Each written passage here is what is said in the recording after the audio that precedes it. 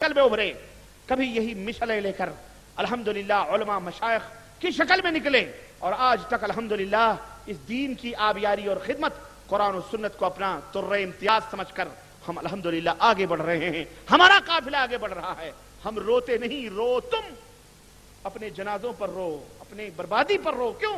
اس لیے کہ اللہ کا دین برباد ہونے کے لیے نہیں آیا، دین وہ برباد ہوتا ہے، مٹتا وہ ہے جو انسانوں نے اپنے ہاتھوں سے بنایا ہے، جو آسمان سے اترا ہوا۔ اتبعوا ما انزل الیکم من ربکم، اتباع کرو جو آسمان سے تمہارے پاس شریعت اتری ہے۔ یہ زمین پر جو بنائی گئی ہے یہ ڈھکوسلا ہے، یہ کوئی مسئلہ، یہ مسئلے نہیں، یہ ڈھکوسلے ہیں۔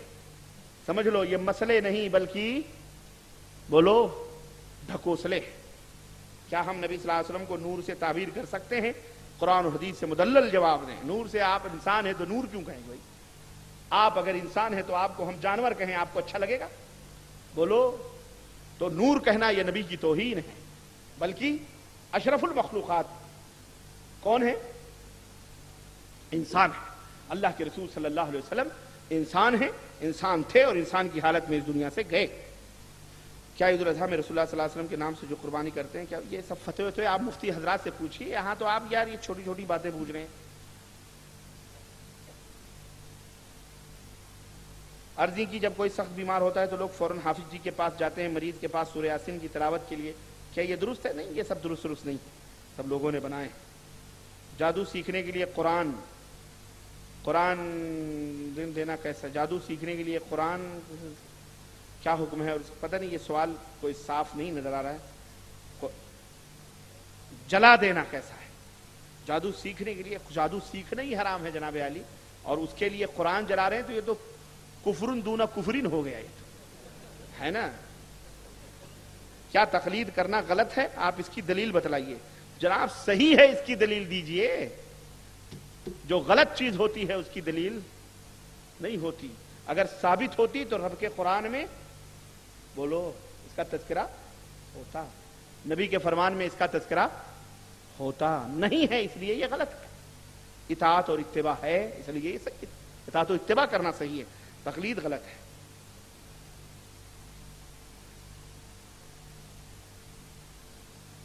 فرعون کبھی بیمار ہوا تھا یا نہیں؟ اور فرعون اللہ کو یاد کیا تھا یا نہیں؟ اگر کیا تھا تو کس وقت؟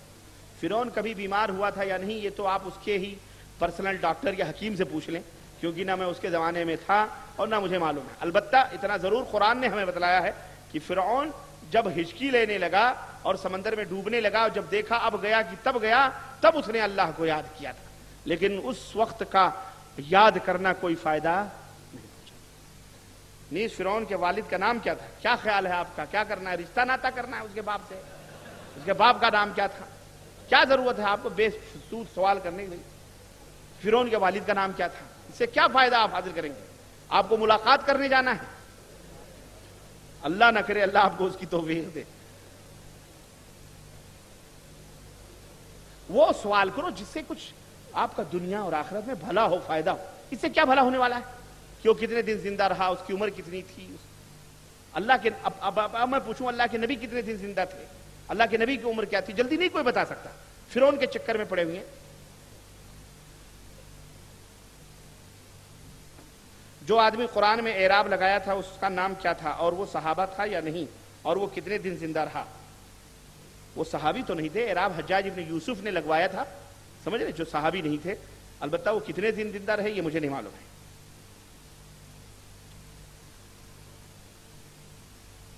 جنازے میں وہی گئے ہوں گے، ہمیں تو نہیں پتا۔ اور جنازے میں جانے سے کسی کی عمر کا پتہ چلتا ہے؟ بولو، اس کو بھی تو پتہ نہیں چلتا۔ تعدیل ارکان ائمہ کے نزدیک فرض ہے، تو حنفیوں کی نماز کا کیا حکم ہے؟ اگر ان کی نماز درست ہے تو اللہ کے نبی نے تو سرابی کو جو نماز کو تعدیل کے ساتھ ادا نہیں کیا تھا اس کو بار بار کیوں لوٹایا تھا؟ یہ نماز اللہ تبارک تعالیٰ ہی قبول کرنے والا ہے، اور وہ قبول کرتا ہے یا نہیں کرتا اس کی ٹھیکیداری میرے پاس نہیں، وہ اللہ ہی کرتا ہے۔ البتہ ہاں، تعدیل ارکان اگر کوئی نہیں کرتا تو حدیث کی روشنی میں یہ حکم ہے کہ اسے چاہیے کہ وہ سنت کے مطابق نماز ادا کرے، نبی کی سنت کے مطابق اس کی نماز نہیں ہوتی ہے۔ البتہ قبول کرنا نہ کرنا اللہ کا کام ہے، وہ ہمیں نہیں معلوم ہے کہ وہ قبول ہوتی ہے کہ نہیں ہوتی۔ کافر کو کافر نہ کہنا کبیرہ گناہ ہے. امید کی قرآن حدیث کی روشنی سے بخش جواب دیں گے. قل یا ایھا الکافرون سادہ سیدھا پڑھتے ہو, اے نبی کہہ دو اے کافرو. سمجھ رہے ہیں؟ تو کافر کو کافر کہنا چاہیے, اور کافر کو کافر نہ کہنا, نہ ماننا, نہ کہنا, یہ کفر ہے. سمجھ رہے ہیں؟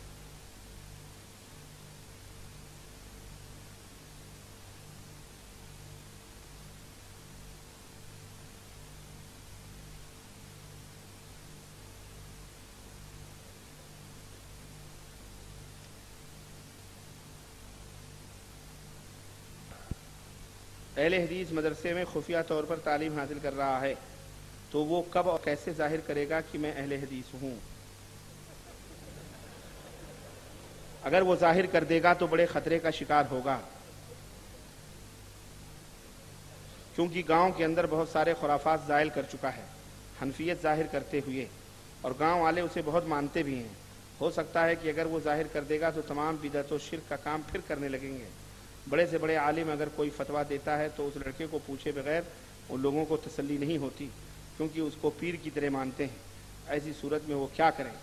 بنگال کا لڑکا. آپ ہم سے ملیں, کل تک میں رہوں گا انشاءاللہ, پھر میں آپ کو بتاتا ہوں کہ آپ کو کیا کرنا ہے. ٹھیک ہے؟ دیکھوں تو صحیح اعلیٰ حضرت کون ہے. چھپے ہوئے رستم نکلے ہیں ماشاءاللہ. ہاں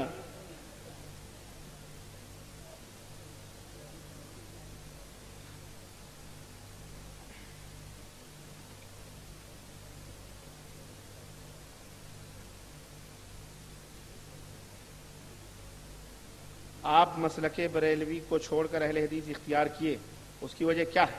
اور بریلی کی کون سی چیز آپ کو ناپسند آئی, اس کی بھی وجہ بیان کریں. ایک چیز ناپسندیدگی کی ہو تو بتائیں. ساری کی ساری ناپسندیدہ ہے. اب مکہ اور مدینہ کے مقابلے میں اور کون سا شہر بہتر ہو سکتا ہے بھائی؟ مدینے والے کی باتوں کے مقابلے میں فإن خیر الحدیث کتاب اللہ وخیر الہدی ہدی محمد صلی اللہ علیہ وسلم. سب سے بہترین کلام اللہ کا, اور سب سے بہترین حدیث اللہ کی, اور سب سے بہترین تعلیم نبی کریم صلی اللہ علیہ وسلم کی. باقی اس کے علاوہ سب پکوان پھیکے ہیں, ان کے اندر کوئی وہ نہیں. کیا نبی صلی اللہ علیہ وسلم وفات پا چکے ہیں؟ واہ, آپ کا کیا خیال ہے اعلیٰ حضرت؟ زندہ ہیں تو آپ تو صحابی ہو گئے. پھر جائیے ملاقات کر کے آ جائیے. اعوذ باللہ, یہ بھی سمجھانا پڑے گا. اگر کوئی یہ عقیدہ رکھے کہ حضور مرے نہیں بلکہ زندہ ہیں, تو ایسے آدمی کا کیا, ایسا آدمی کافر ہے. جو یہ عقیدہ رکھے کہ اللہ کے نبی مرے نہیں زندہ ہیں, ایسا آدمی کافر ہے, صحابہ کے اوپر تہمت لگانے والا ہے. ابو بکر نے جنازہ پڑھی, قبر کھودی گئی, نبی کو دفن کیا گیا. کیا صحابہ زندہ اپنے نبی کو دفن کرتے؟